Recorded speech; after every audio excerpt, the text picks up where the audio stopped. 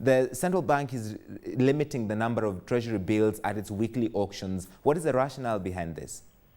Hi, Larry. The central bank has been restraining the offer of treasury bills to the local market since basically March this year, and this has been done to drive down interbank rates, and it also impacts the treasury bill rates by the central bank. The rationale behind it, I believe, is to encourage local borrowing by private companies. As you may know, big foreign investors will rather borrow from overseas at very, very low dollar and euro rates rather than borrow in the local market at over 15%. On the other hand, government and the central bank also want to reduce the borrowing cost by government at a time when direct budget support by donors has been cut by $80 million this year. They have to make that up from somewhere, and that will pose an extra cost by government, and I'm sure they will want to keep that cost as low as possible. Do you think since the beginning of this limiting it has had any significant impact, the intended impact they wanted? Not yet, because for foreign investors, it will take some time before they start borrowing from local banks. It's not in 1 or 2 months that we will see the impact of that. But over the medium term, I'm sure it will have a very positive impact.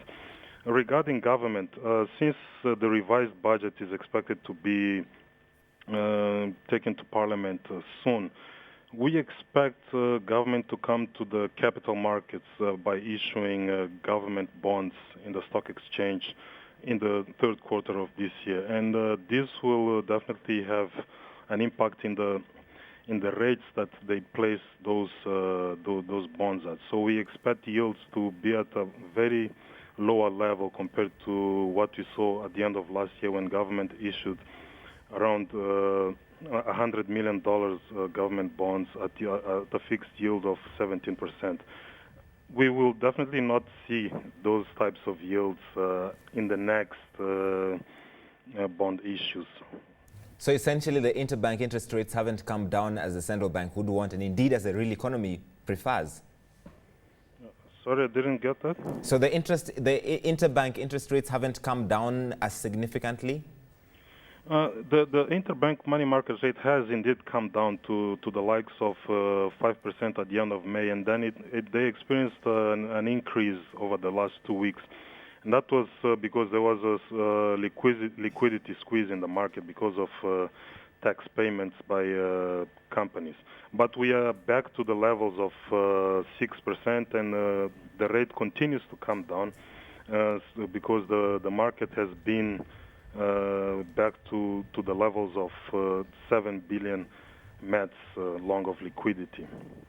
Let's move to the currency. It took a bit of a hit for the first half of the year against both the dollar and the rand. What is the direction going forward?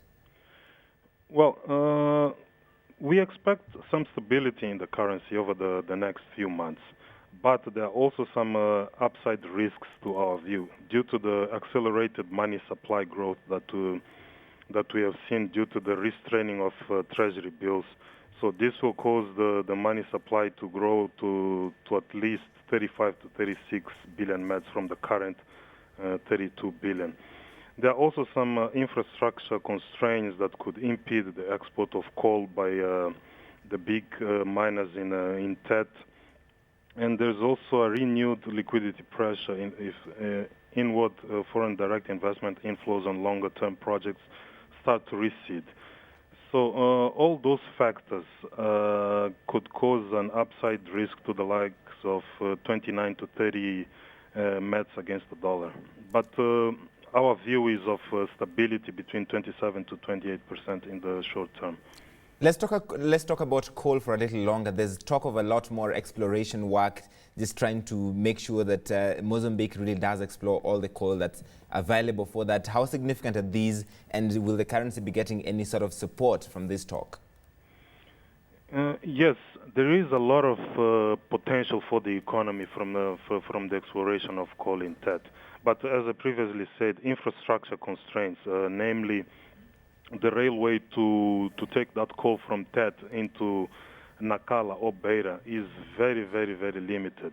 The Sena line, which runs from TET to Beira, doesn't cater for the necessities of Val, and there is the line also from TET through Malawi and into Nacala. It's also not good enough to take that coal. So Val has announced investments up to $5 billion in the railway infrastructure and another coal terminal at the Nacala port. So that will take at least some 3 to 4 years, and the effects of that will be seen only, I believe, from 2018 or so. All right, Capranzine, many thanks for speaking with us. We'll leave it there.